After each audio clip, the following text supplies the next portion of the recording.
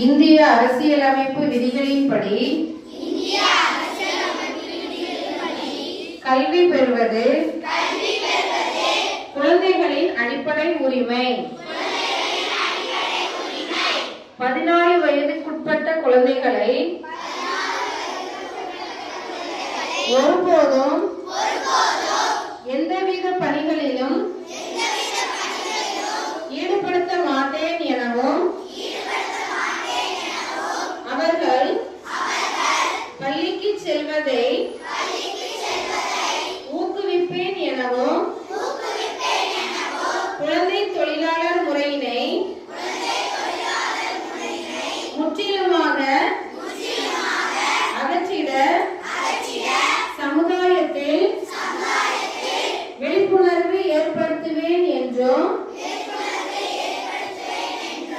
தமிழ்நாட்டை குழந்தை தொழிலாளர் அற்ற மாநிலமாக மாற்றுவதற்கு